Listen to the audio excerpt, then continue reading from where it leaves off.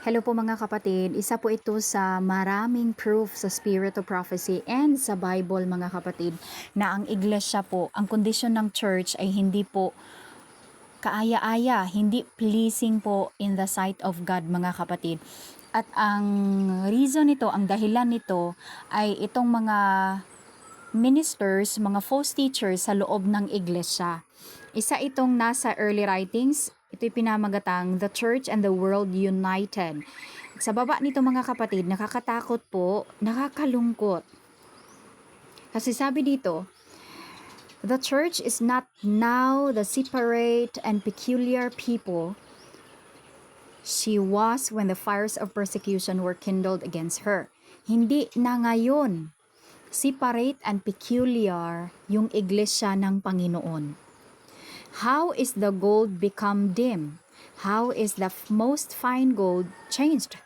I saw that if the church had always retained her peculiar holy character, the power of the Holy Spirit which was imparted to the disciples would still be with her.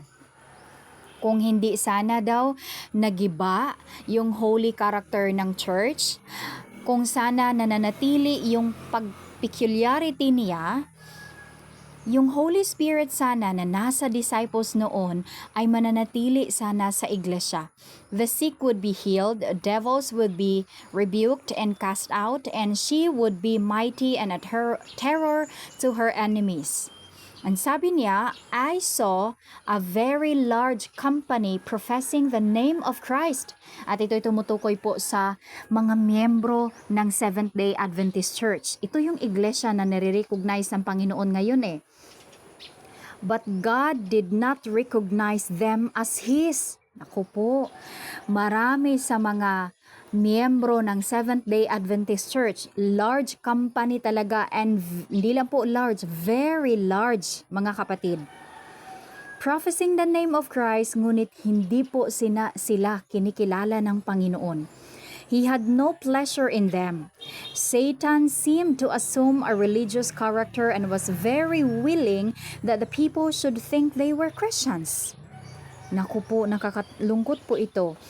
He was even anxious that they should believe in Jesus, His crucifixion, and His resurrection. Satan and his angels fully believe all this themselves and tremble. Naniniwala din nito si Satanas at ang mga anghel niya mga kapatid. But if this faith does not provoke to do good works and lead those who profess it to imitate the self-denying life of Christ, Satan is not disturbed, for they merely assume the Christian name.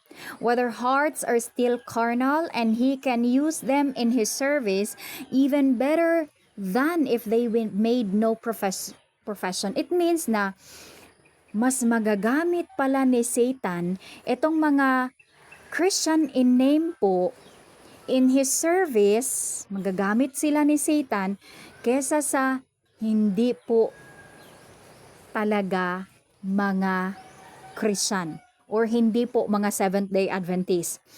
Hiding their deformity under the name of Christian, they pass along with their unsanctified natures and their evil passions unsubdued. This gives occasion for the unbeliever. So, iyon. Kaya nga, malinaw na ito'y tumutukoy sa mga miyembro ng Seventh-day Adventist Church. Kasi, sabi dito, this gives occasions for the unbeliever to reproach Christ with their imperfections and causes those who do profess pure and undefiled religion to be brought into disrepute. Napapahiya po ang Panginoon mga kapatid.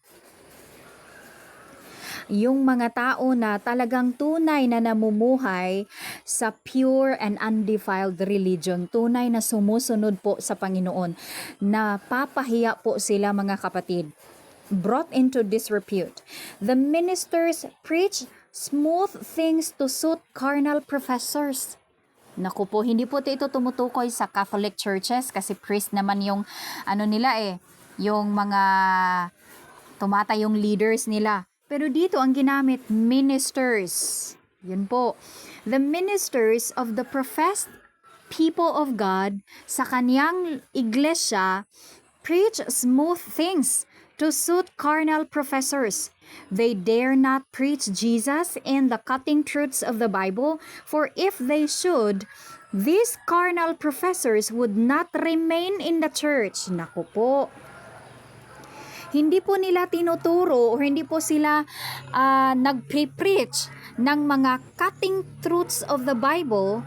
Hindi nila ibinabahagi ang Panginoong Hesus, yung self-denying life of Christ, kung ano talaga yung nakasulat sa Bible at sa Spirit of Prophecy, kasi itong mga carnal professors na ito ay hindi mananatili sa iglesia. But as many of them are wealthy, marami sa kanila ay mayayaman, they must be retained, although they are no more fit to be there than Satan and his angels. Kaya hindi nagsasalita po, hindi ipinapahayag ng mga pastors na ito, ng mga ministers na ito ng Seventh-day Adventist Church kung ano talaga yung kasalanan, kasi nga kanila pong pinipigilan yung pangyayari na aalis yung mga mayayaman, kasi marami sa kanila mayayaman at malalaki po ang kanilang mga ikapo and offerings. Kaya hindi po nagsasalita yung mga pastors, yung mga ministers sa kung ano talaga yung kasalanan, hindi nagre-reprove against sin sa loob ng iglesia, baka mawawala yung mga malalaking mga tithes and offerings, mga kapatid. Yun talaga, kasi yung pakay ng mga pastors na ito, ng mga ministers na ito ay tithes and offerings lang po talaga. Yun lang po talaga yung pakay nila sa mga miyembro ng iglesia. This is just as Satan would have it.